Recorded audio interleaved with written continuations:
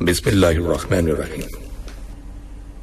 معزز سامعین، جیسا کہ آپ جانتے ہیں کہ علم ہر دور میں تہذیب و تمدن کو نکھارتا اور نشو و نما دیتا ہے، اس لیے تعلیم کے زیور سے آراستہ ہونا ہر دور میں انسان کا فطری حق رہا ہے۔ نبی اکرم صلی اللہ علیہ وسلم نے اہل علم کو انبیاء اکرام کا وارث قرار دیا ہے۔ انبیاء اکرام کے علم کی بنیاد تو وحی الہی ہوتی ہے، وہ اللہ تعالیٰ کی جانب سے حاصل اور رشد و ہدایت کو بنی نوع انسان تک پہنچاتے ہیں۔ ان کی تربیت اور تعلیم کا بھی ذمہ اللہ سبحانہ تعالیٰ خود لیتا ہے، لیکن ایک عام انسان کی تعلیم کا ایک حصہ تو فطرت پورا کرتی ہے، جبکہ دوسرا حصہ انسان کے والدین، اساتذہ اور اڑوس پڑوس کے اندر بسنے والے لوگ پورا کرتے ہیں۔ کائنات میں فطرت انسان کی کیسی تعلیم کرتی ہے، اس کا ذکر قرآن حکیم میں آیا ہے۔ سورہ یوسف میں اللہ سبحانہ تعالیٰ کا ارشاد ہے، جس کا ترجمہ ہے: زمین و آسمان میں کتنی نشانیاں ہیں جن پر سے یہ لوگ گزرتے ہیں اور ذرا توجہ نہیں کرتے۔ سورہ آل عمران میں اللہ سبحانہ تعالیٰ کا ارشاد ہے، جس کا ترجمہ ہے: اور آسمان اور زمین کی تخلیق میں غور و فکر کرتے ہیں۔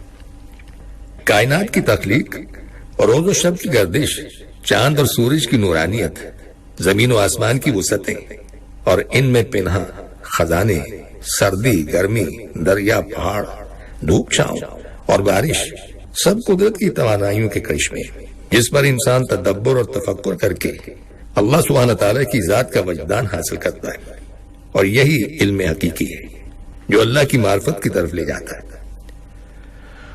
نبی اکرم صلی اللہ علیہ وسلم کا ارشاد ہے کہ دنیا میں ہر بچہ فطرت پر پیدا ہوتا ہے، اس کے ماں باپ اور ماحول اسے یہودی اور نصرانی وغیرہ بنا دیتے ہیں۔ انسان کی پیدائش کے بعد اس کے والدین جس علم اور ہنر کی تعلیم دیتے ہیں، وہ اس کی دنیاوی زندگی کی ضرورتوں کی کفالت کا علم ہوتا ہے۔ نبی اکرم صلی اللہ علیہ وسلم کا ارشاد ہے: باپ کا کوئی عطیہ بیٹے کے لیے اس سے بڑھ کر نہیں کہ وہ اس کی تعلیم و تربیت اچھی طرح کرے۔ حضرت معاذ رضی اللہ تعالیٰ عنہ سے ایک فرمان نبوی صلی اللہ علیہ وسلم مروی ہے، جس میں والدین کے ذمے ان کی اولاد کی تعلیم و تربیت کے اس حق کی رعایت سے گفتگو کی گئی ہے۔ نبی اکرم صلی اللہ علیہ وسلم نے انہیں 10 باتوں کی وصیت فرمائی، جن میں سے 4 صرف والدین سے متعلق تھی۔ نمبر 1، والدین کو ہرگز ایذا نہ دینا۔ نمبر 2، اپنے اہل و عیال پر اپنی وسعت کے مطابق خرچ کرنا۔ نمبر 3، تعلیم و ادب سکھانے کی وجہ سے اپنی لاٹھی ان کی جانب سے اٹھا کر مت رکھنا۔ اور نمبر 4، اولاد کو ان کے اللہ جل شانہ کے احکام کے بارے میں ڈراتے رہنا۔ انسان کی تعلیم کا یہ حق انسان اپنی عقل سلیم کے ساتھ پورا کرتا ہے، جو حصول علم کا سب سے بڑا ذریعہ ہے۔ انسان اپنی عقل سے خود بخود بہت سی چیزیں سیکھتا ہے، پر اللہ تعالیٰ نے انسان کے گرد و پیش میں ایسے مناظر پیدا کر رکھے ہیں کہ جن کے مشاہدے سے وہ اپنے خالق کو پہچان سکتا ہے۔ اس کے علاوہ انسان میں کسی تعلیم کے ذریعے سے علم میں اضافہ کرنے کے مواقع معاشرہ پورا کر دیتا ہے۔ علم کا حصول ہر مرد اور عورت پر فرض ہے۔ نبی اکرم صلی اللہ علیہ وسلم کا ارشاد ہے: علم حاصل کرو، خواہ تمہیں چین ہی کیوں نہ جانا پڑے۔ ایک دوسری جگہ آپ صلی اللہ علیہ وسلم نے فرمایا: علم حاصل کرنا ہر مسلمان مرد اور عورت پر فرض ہے۔ حضرت عبداللہ ابن مسعود رضی اللہ تعالیٰ عنہ سے مروی ہے کہ نبی اکرم صلی اللہ علیہ وسلم نے فرمایا: خود علم سیکھو اور لوگوں کو اس کی تعلیم دو۔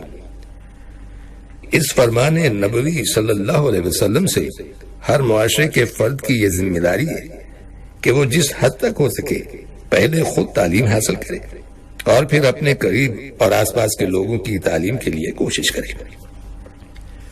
والدہ کی گود بچے کی پہلی درسگاہ ہوتی ہے۔ انسانی سیرت اسی مدرسے سے دراصل بنتی اور سنورتی ہے۔ بچہ ماں کے ماحول سے بہت جلد اثر لیتا ہے۔ ماہر نفسیات کا اتفاق ہے کہ بہترین نسلوں کو وجود میں لانے کے لیے بہترین مائیں تیار کرو۔ اس طرح یہ ضروری بنتا ہے کہ خواتین کی تعلیم و تربیت پر اور زیادہ زور دیا جائے، اس لیے کل انہیں یہ مستقبل کی نسل انسانی کی تربیت کا اہتمام کرنا ہے۔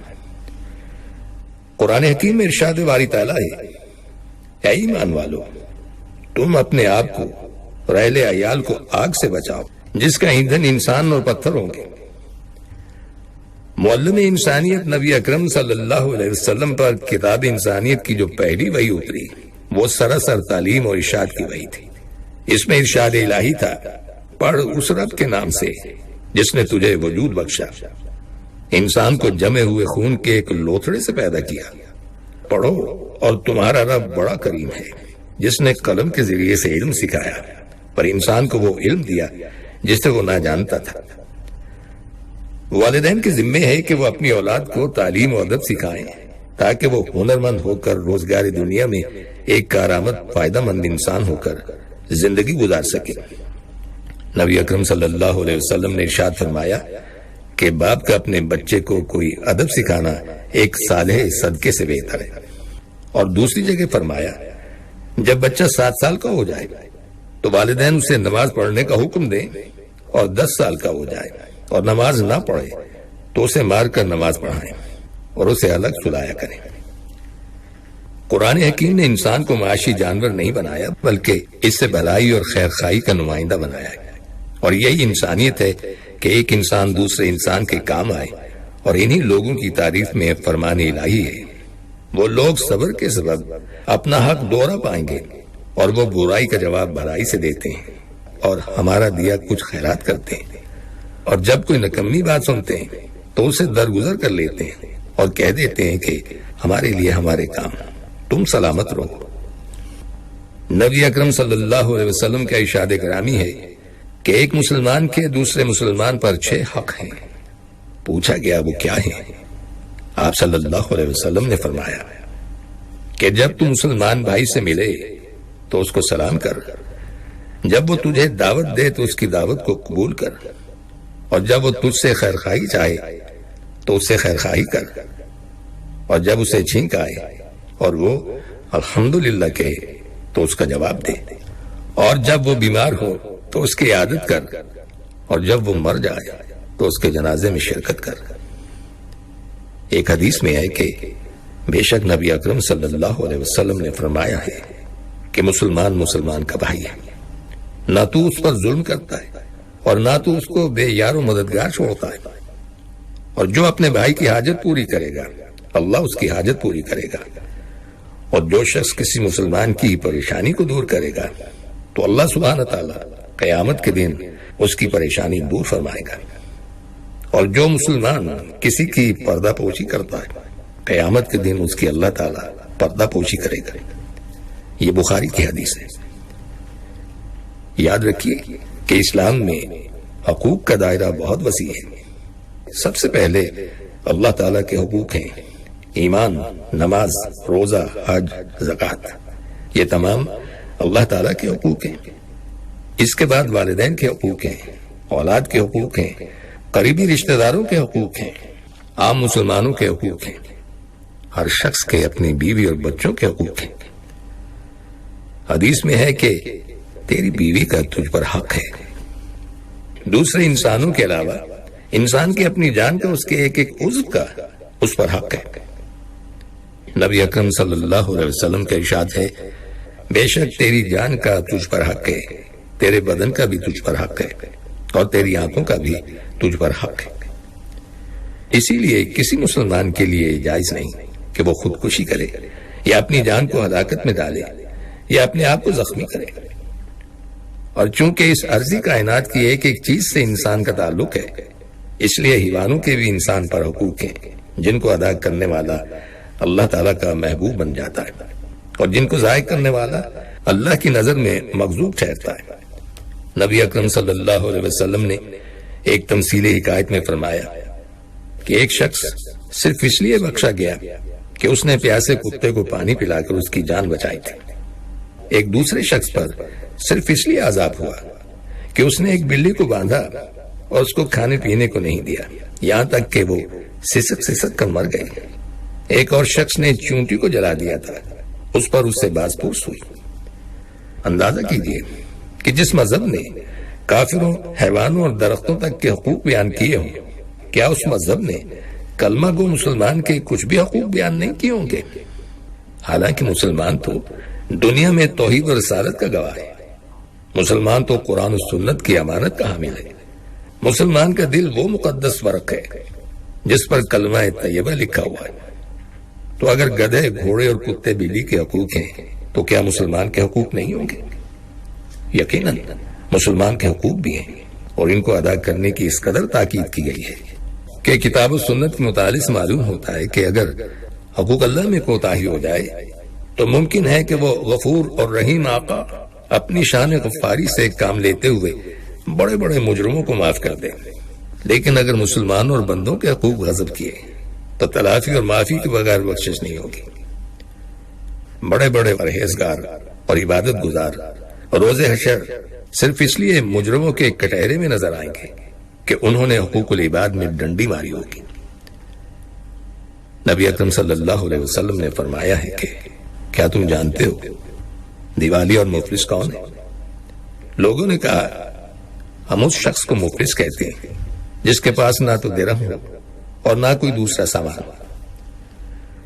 آپ صلی اللہ علیہ وسلم نے فرمایا کہ میری امت کا مفلس اور دیوالیہ وہ ہے جو قیامت کے روز اپنی نماز، روزہ اور زکوٰۃ کے ساتھ اللہ کے پاس حاضر ہوگا، اور اسی کے ساتھ ساتھ اس نے دنیا میں کسی کو گالی دی ہوگی، کسی پر تہمت لگائی ہوگی، کسی کا مال اڑایا ہوگا، کسی کو قتل کیا ہوگا، کسی کو ناحق مارا ہوگا، تو اس کی نیکیاں ان تمام مظلوموں میں تقسیم کر دی جائیں گی۔ پھر اگر اس کی نیکیاں ختم ہو گئیں اور مظلوموں کے حقوق باقی رہے تو ان کی غلطیاں اس کے حساب میں ڈال دی جائیں گی اور پھر اسے جہنم میں پھینک دیا جائے گا۔ یہ حدیث واضح کرتی ہے کہ حقوق العباد کو ضائع کرنے کی صورت میں نماز، روزہ، حج، زکوٰۃ بھی اس کو جہنم سے نجات نہیں دلا سکے گی۔ لیکن اس کے باوجود آپ کو ایسے لوگ مل جائیں گے جن کی نظر میں تلاوت اور عبادت اور ذکر و استغفار کی اہمیت ہے، لیکن حقوق العباد کی ان کی نظر میں کوئی اہمیت نہیں۔ کہ جس طرح عبادات کی اہمیت ہے اسی طرح ہماری شریعت میں انسانوں کے حقوق کی بھی بڑی اہمیت ہے۔ سامعین، اگر ہم ان تمام حقوق کو صرف ایک لفظ سے ادا کرنا چاہیں تو وہ لفظ محبت ہوگا، یعنی ہر مسلمان پر لازم ہے کہ وہ دوسرے مسلمان کو اپنا بھائی سمجھے اور اس سے محبت کرے۔ اور سامعین، ان کلمات کے ساتھ ہی ہمارے آج کے پروگرام کا وقت بھی اب ختم ہوتا ہے، اس دعا کے ساتھ کہ اللہ تعالی ہم سب کو صراط مستقیم پر چلنے کی توفیق عطا فرمائے، آمین۔ آئندہ ملاقات تک کے لیے محمود احمد کو اجازت دیجیے، اللہ حافظ۔